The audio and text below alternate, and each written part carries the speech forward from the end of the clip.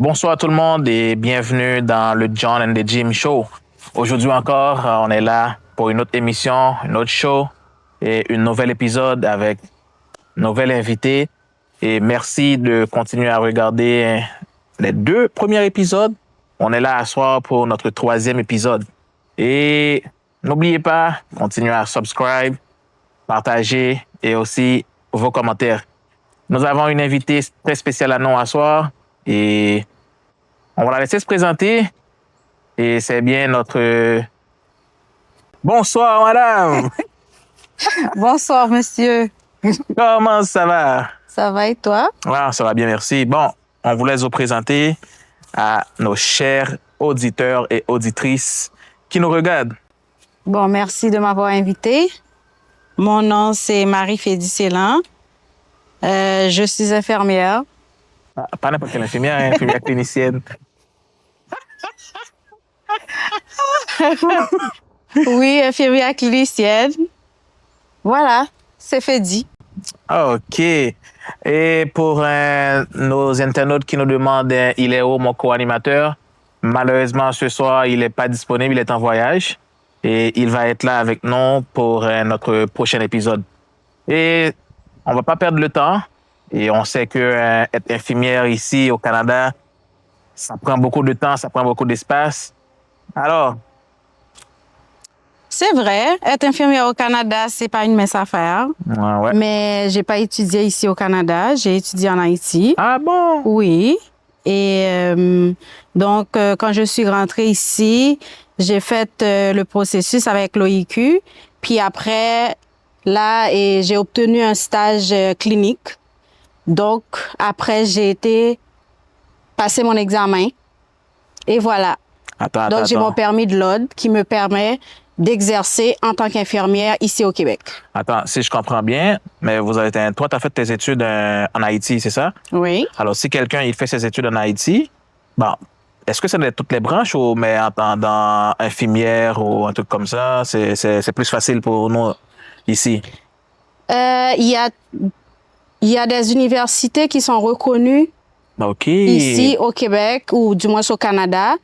Donc, moi, j'ai étudié à l'Université Notre-Dame. Donc, c'est reconnu. Donc, moi, j'avais fait mon équivalence.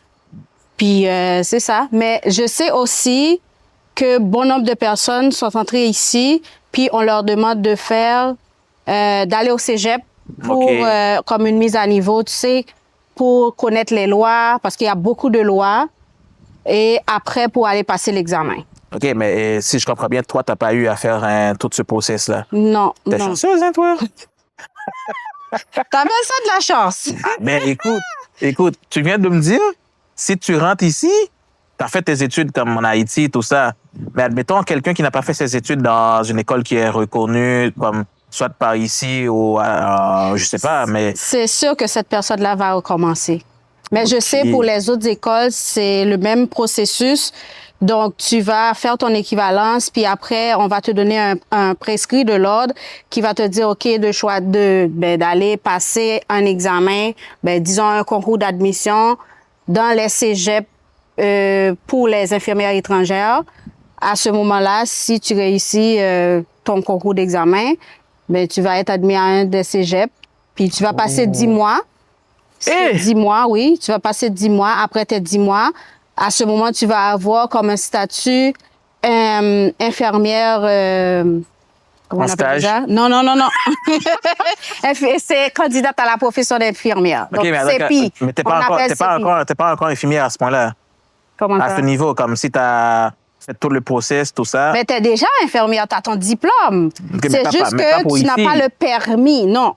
OK. Il y a une différence. Ça ne fait pas de toi. Le fait est que tu n'as pas encore ton permis, tu ne vas pas dire que tu n'es pas infirmière parce que c'est ta profession. Mais tu n'as pas un permis qui te permet d'exercer en tant qu'infirmière au Québec. Oh, OK. Mais tu demeures une infirmière. OK, parce que tu as déjà eu ta licence ou tu as déjà eu ton truc, tout ça. C'est ça. OK. Mais si tu veux exercer au Québec, il va falloir que tu suives le processus. OK. Mais est-ce que c'est seulement au Québec ou je pense que c'est partout au Canada? Il le faut, hein? Ben, c'est pas seulement le Canada, c'est partout. OK. Si tu n'as pas étudié dans le pays, donc il y a les marches à suivre qu'il faut faire, donc c'est ça. Ah, ben, bon à savoir pour celles qui aimeraient ou ceux ou celles qui aimeraient venir ici. Il faut déjà avoir été dans une école qui est reconnue. Ça, c'est la première des choses. Va pas au petit plop-plop, un truc comme ça, là, qui donne des cours à 500 balles, 600 balles, et après, vous allez arriver ici. Maman et papa vont dépenser une fortune, mais malheureusement, ici, c'est pas reconnu et ça va faire en sorte que du temps perdu, de l'argent gaspillé, et il va falloir juste être bien informé pour ceux ou celles qui aimeraient comme s'investir ou apprendre comme c'est ce métier-là ou la profession d'infirmier ou infirmière. C'est bien de vous à ce que ça soit quelque chose qui va pas trop vous ennuyer si vous arrivez dans un autre pays par recommencer À zéro. à zéro. Comme il y a d'autres professions, si on les apprend chez nous en Haïti, arrivant ici, Tu es obligé de recommencer. ouais, on va pas les énumérer, mais vous les savez déjà. Hein? Juste soyez intelligent dans le choix des écoles surtout. Bon, alors c'était juste pour vous faire comprendre c'est quoi et la madame c'est une infirmière clinicienne. Et attends, il y a combien attends, j'imagine quelqu'un qui fait le droit. Il y a comme droit de la famille, droit d'immigration, droit de criminel, tout ça. Là, tu parles des spécialités. Ouais, des spécialités. Est-ce que aussi chez vous il y en a ça? Ouais, il y en a plein. Oh. Plein. Donc, moi, j'ai déjà eu 2 spécialisations. Une spécialisation en maladies infectieuses, puis une autre en gestion de la douleur. Donc, une infirmière peut se spécialiser dans ce qu'elle veut, en pédiatrie, OK. en médecine, en chirurgie, en soins critiques. Tu peux aussi faire ce qu'on appelle on les appelle IPS ici, comme OK. l'infirmière praticienne spécialisée. Mhm. Donc, tu peux faire ça aussi. Ça, c'est toujours... Il y a plein d'affaires que tu peux faire. Ah, c'est bon ça. Ouais. Mais est-ce que être infirmière, tu es capable de donner des piqûres, des médicaments, tout ça? T'es sérieux? Ben, je sais pas, moi.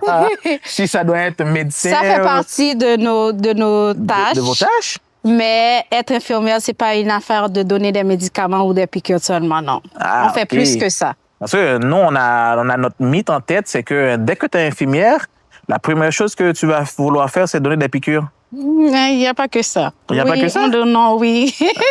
On donne des injections, mais il n'y a pas que ça. OK, mais est-ce que toi, tu fais comme... Il y en a comme... J'ai déjà entendu, il y en a des infirmières ou des infirmiers, quand ils te piquent, là, ça fait mal. Mais il y en a d'autres, c'est plus mollo.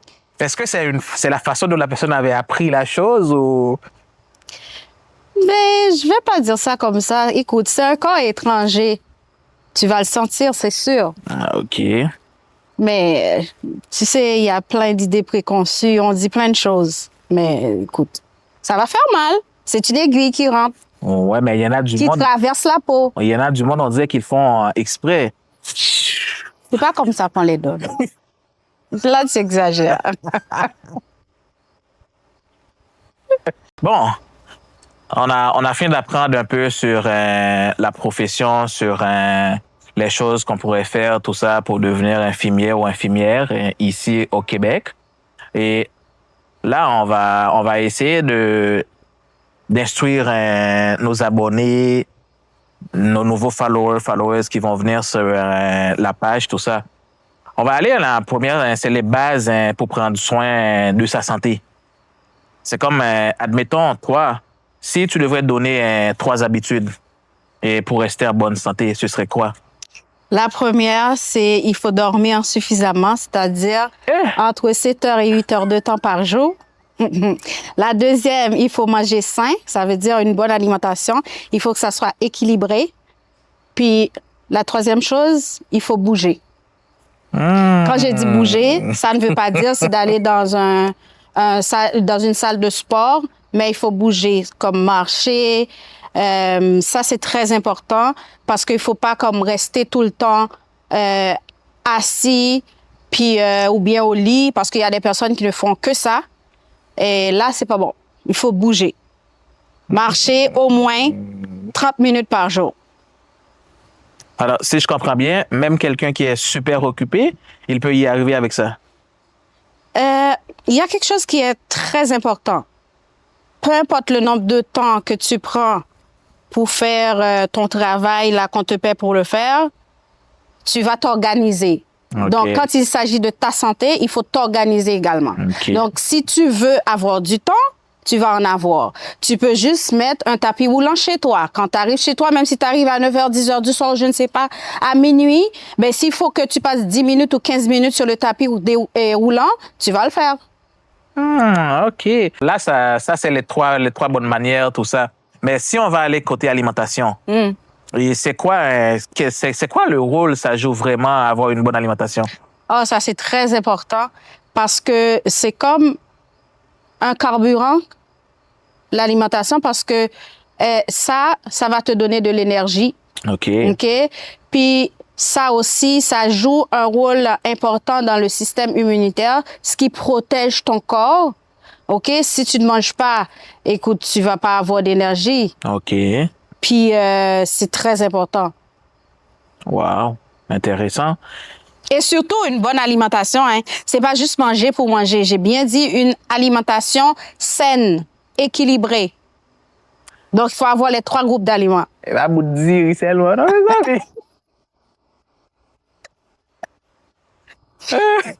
Et si on parle d'hydratation, est-ce que quand on dit tout le temps il faut bien s'hydrater, tout ça, est-ce que la personne doit comme marcher tout le temps avec au moins 2-3 litres d'eau sûre ou comment bien s'hydrater? Pas obligatoirement. Normalement, on dit dans les livres que il faut s'hydrater avec 2 litres d'eau par jour. OK. Mais moi, je peux toujours donner des astuces. Par exemple, pour quelqu'un qui travaille, qui n'a pas le temps, qui est super occupé. Puis souvent, on oublie de boire de l'eau. Ouais. Donc, on peut, quand on se lève le matin, on prend un verre d'eau. Puis à chaque repas, on prend un verre d'eau. Puis au coucher, on prend un verre d'eau. Puis n'oublie pas, dans ce qu'on mange, si la personne boit du thé, du jus, de la soupe, tout ça, c'est du liquide. Ça compte aussi. Ah, OK, je comprends bien. Et toi? C'est pas de l'eau, mais ça compte aussi dans la quantité de liquide à prendre. Et toi, tu fais quoi au quotidien? Par rapport à mon hydratation, Oui. mais je bois de l'eau. Seulement? J'ai un pot qui est sur mon bureau. Puis moi, je bois beaucoup de thé. Donc, je m'efforce à respecter la limite liquidienne. Oh, les 2 litres.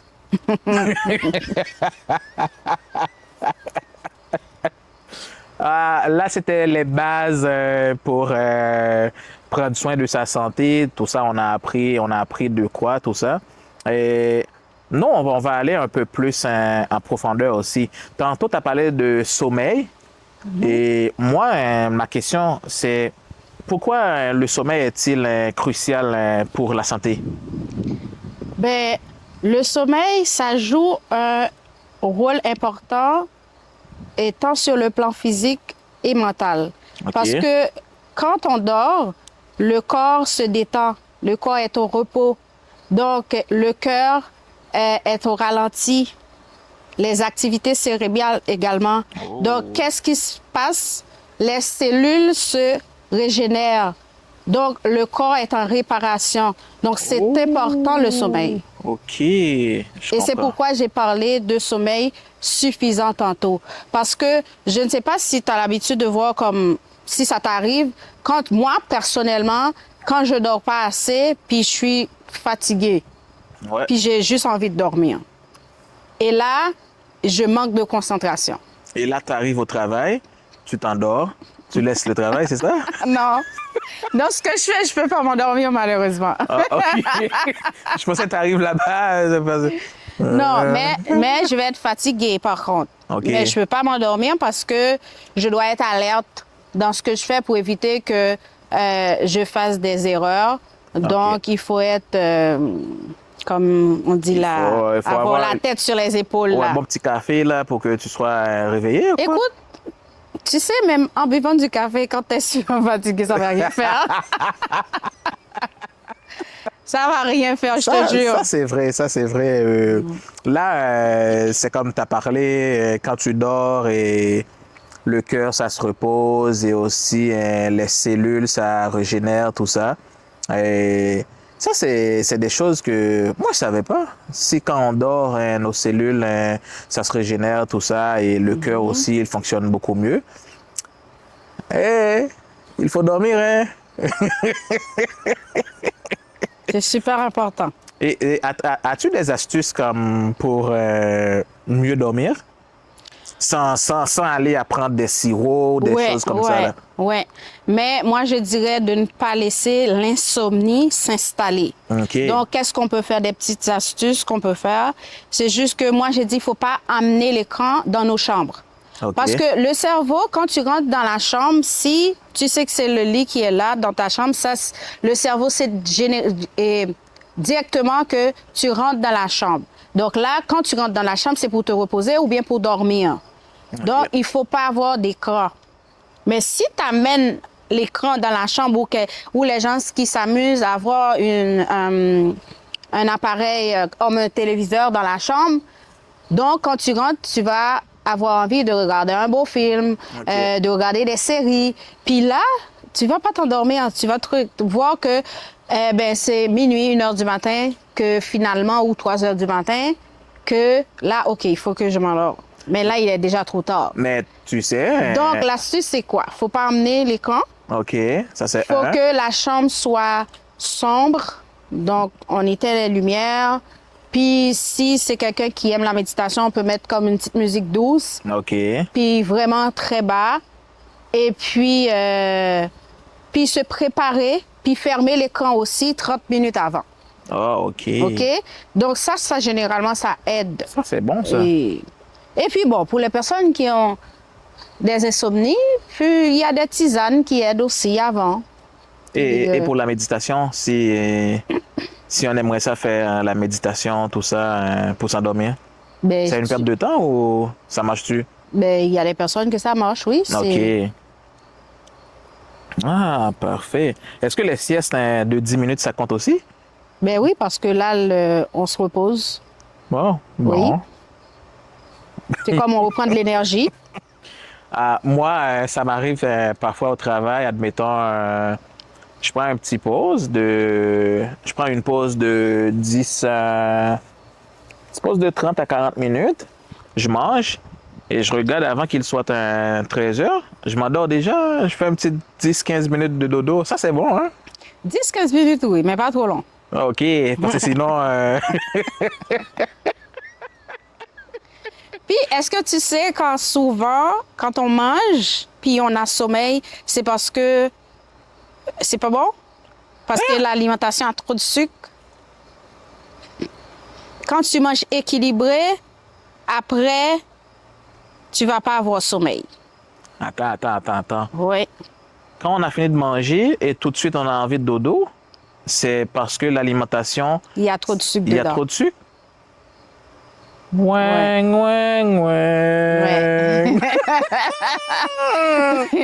Comme pour les Haïtiens là, qui mangent riz, purée de pois, légumes. Écoute, après une assiette comme ça, là, c'est sûr que tu vas avoir envie de dormir. Non, commence pas à parler de notre bouffe, là. Ben, c'est bon notre bouffe, mais sauf qu'on mange pas par portion. Mais écoute, on mange n'importe comment. Mais anecdote. On a mon co-animateur et moi, on a un ami. Lui, là, il n'est pas du genre à manger d'un seul coup. Il va prendre des petits. Mais après, il va te dire, moi, je ne mange pas beaucoup. Hein, mais il va pouvoir manger l'assiette au complet, ton assiette, l'assiette de tout le monde ici. Mais il ne mange pas. Hein? Il fait des petites goûtées. C'est comme des petites goûtées. Il va faire tout ça. Ça, c'était pour les parties de sommeil, tout ça, comment bien prendre soin de nous avec le sommeil, tout ça. Et encore, merci encore. Et là, il y a quelque chose que, surtout ici au Québec et au Canada, c'est pas facile de le faire. Les activités physiques. C'est pas facile, c'est un peu compliqué avec le travail. Si on a des enfants, le retour à la maison, il faut aller chercher les enfants à la garderie, tout ça et tout ça. So, d'après toi, c'est combien d'activités physiques qu'il faudrait y avoir par semaine idéalement? Ben, tantôt, j'ai parlé de ça. Tu as dit que c'est pas facile. On cherche des excuses. Comme je l'ai dit tantôt, si tu veux faire quelque chose, si tu veux faire quelque chose, tu vas avoir le temps. C'est juste une question de planification. OK. Donc, pour faire du sport, tu n'es pas obligé d'aller au gym parce que tu peux marcher. Comme je l'avais dit, tu peux acheter un appareil, tu le mets à la maison. Puis, tu vas passer 30 minutes. Normalement, 30 minutes par jour. OK. En moyenne, 150 minutes par semaine. OK. Donc, tu peux pratiquer la marche. Il faut bouger, comme j'ai dit. Si tu es dans un travail où tu es toujours assis parce que tu es au bureau, mais par rapport à ta profession, mais tu cherches un moyen. Donc, te dégourdir les jambes au moins pendant 10 minutes chaque 2 heures de temps. OK. Ça aide. Tu bouges, tu fais des pas, des allers-retours pour ne pas rester tout le temps. Pas de rester D'ailleurs, statique tout le ça temps, là. va aider aussi à la circulation. Donc, c'est important de bouger. Ah. Mais si tu es capable, l'idéal, c'est d'avoir un coach, tu vas au gym, tu écoutes de la musique, ça va te faire du bien. Donc, ça, c'est bon pour le corps. OK, je comprends. Mais, à part la marche, tout ça, est-ce que quand on soulève notre cuillère aussi, c'est pas une activité? De sérieux. Non. Mais c'est quand même, on fait quand même le sport avec c'est ça, hein? N'est-ce pas? Mais et si on fait moins, c'est grave, docteur? Ben, écoute, c'est mieux de ne pas en faire du tout. Ah bon, OK.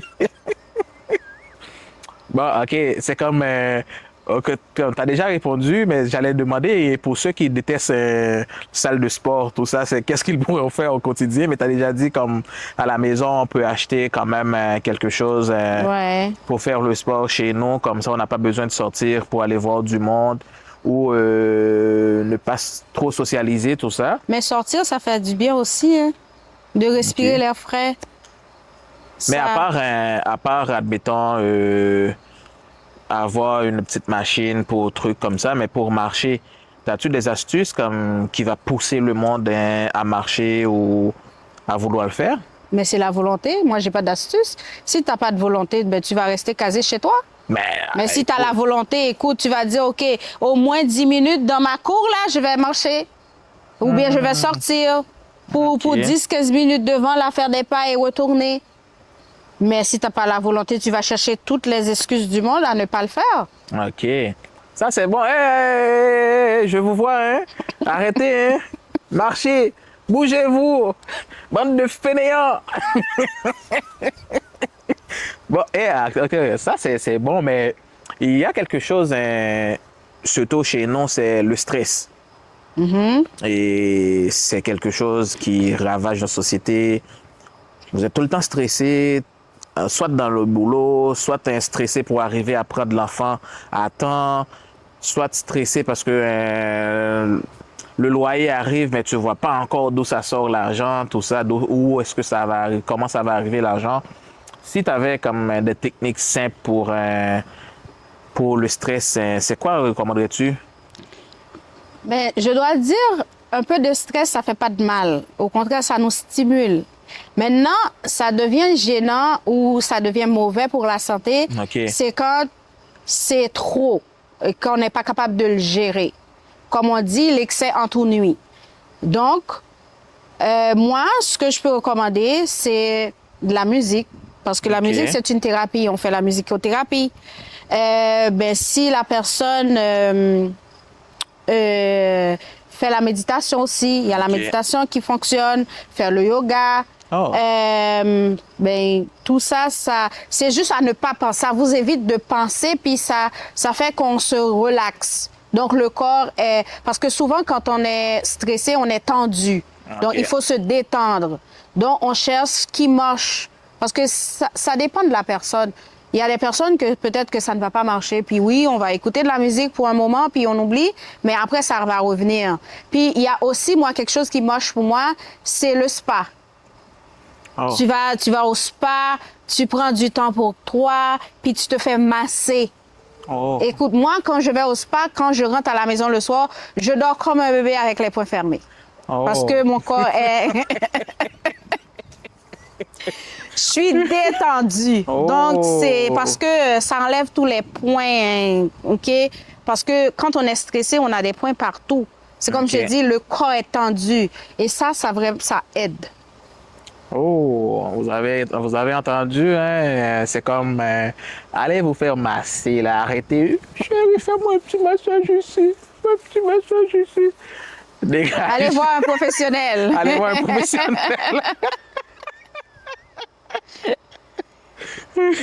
Bon, les amis, on arrive vraiment à la dernière séance de questions pour notre invité, notre infirmière clinicienne. Et après, ça va être la fin. Mais déjà, avant même, continuons. Bon, là, on a parlé de tout ce qui a rapport avec les bases, tout ce qui a rapport avec le sommeil, l'activité physique, tout ça. Et là, nous, avant même qu'on quitte, on aimerait avoir des préventions, que nos followers, ils savent quoi faire, tout ça. Et à quelle fréquence normalement on devrait faire un bilan de santé? Mais pour une personne qui est en bonne santé apparente, parce qu'on ne sait jamais ce qui se passe à l'intérieur de notre corps, Okay. mais il va toujours avoir des signes avant-coureurs. Mais donc, c'est pour ça que j'ai dit une personne qui est en bonne santé apparente. Donc, cette personne-là peut voir un médecin pour un bilan complet chaque année ou chaque 2 ans. Oh! Ça fait long, hein, pareil. Chaque année ou chaque 2 ans, bon. Ben oui. OK. Donc, si je comprends bien, c'est pas justement quand on se sent mal qu'on doit aller faire un bilan. C'est comme tu as dit, c'est comme à chaque 1 an ou à chaque 2 ans.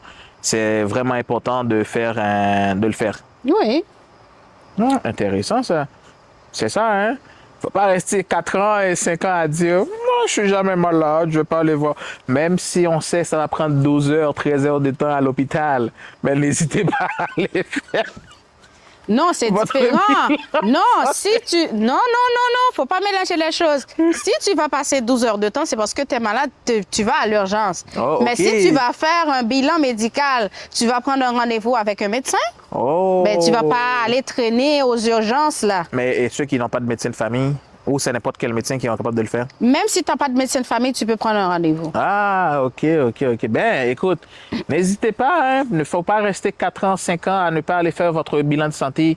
Juste prenez rendez-vous clinique, c'est ça? Ou à l'hôpital Oui, proche de chez vous. en clinique. Et comme ça, vous allez pouvoir faire votre bilan de santé. Puis maintenant, il y a des soins privés, hein.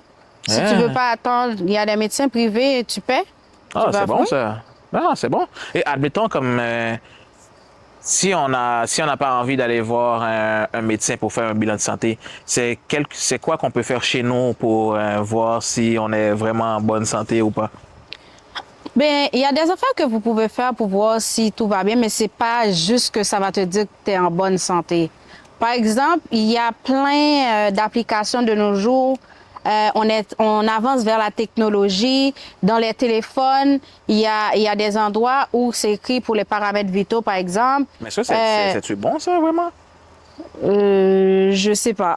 Je sais pas. Je sais pas. Mais ce que je peux vous garantir, par exemple, si tu achètes un tensiomètre, OK. OK, pour prendre la pression artérielle, Oui, ça, je peux te dire que c'est bon. Ah, ok.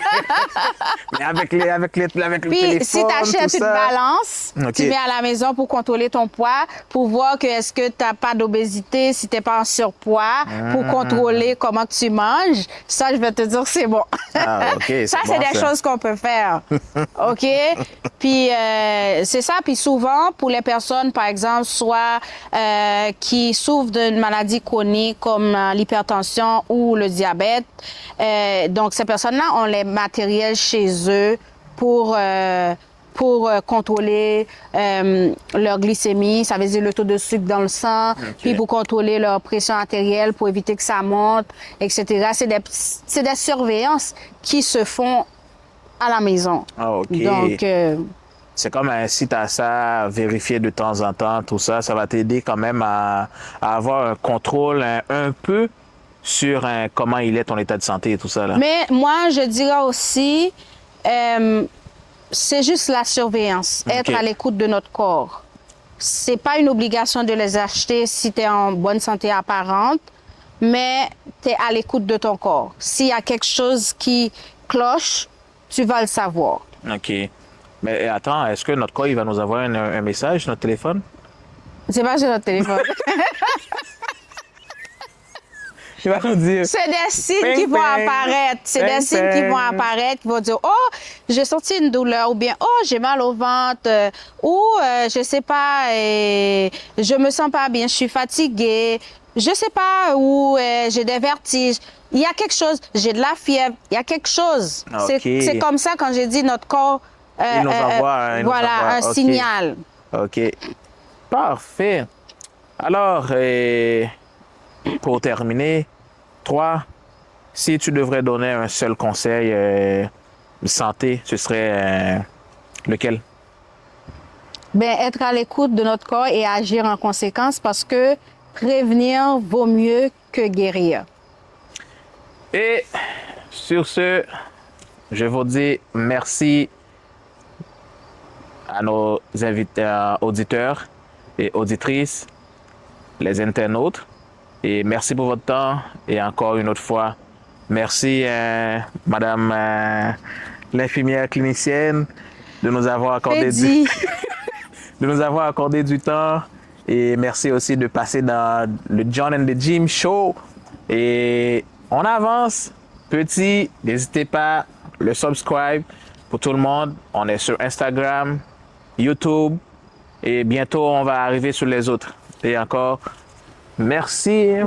Merci à toi, ça a été un plaisir. Ça fait plaisir.